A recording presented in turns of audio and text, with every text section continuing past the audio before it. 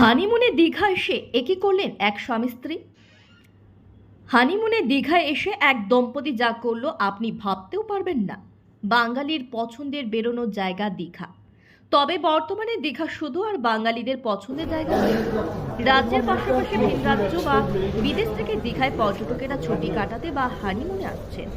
এরকমই এক দম্পতি ভিন রাজ্য থেকে দীঘায় হানিমুনে এসে যা করলো আপনি কল্পনা করতেও পারবেন না।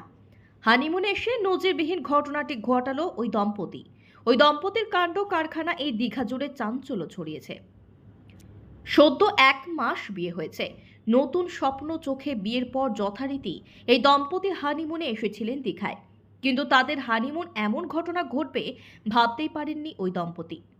জানা যায় মহারাষ্ট্রের ঐরাঙ্গাবাদ থেকে সদ্য বিবাহিতা নবীন ও রাধাকুমারী হানিমুনের উদ্দেশ্যে পরিবারের সঙ্গে দীঘা বেড়াতে আসেন।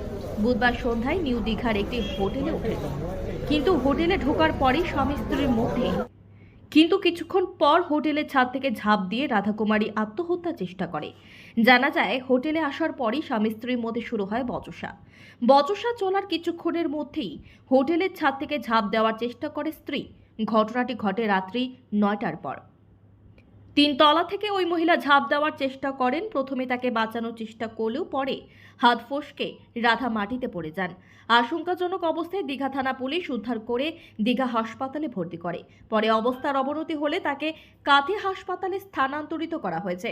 দীঘা থানা পুলিশ ঘটনা জানার জন্য স্বামীকে আটক করেছে। পুলিশ সূত্রে জানা যায় সদ্য 1 মাস আগে ওদের বিয়ে হয়েছে ওই দম্পতির। তারপরই তারা হানিমুনের জন্য দীঘা চলে আসে। দুজনের মধ্যে পুরনো সম্পর্ক নিয়ে বাকবিতণ্ডা চলতে শুরু করে। তখনই ওই মহিলা ঝাঁপ দিয়ে আত্মহত্যার চেষ্টা করে। আর এই ঘটনায় দীঘা জুড়ে চাঞ্চল্য ছড়িয়েছে। পূর্ব মেদিনীপুর জেলার দীঘা থেকে সৈকত সিএর রিপোর্ট, লোকাল 18 বাংলা।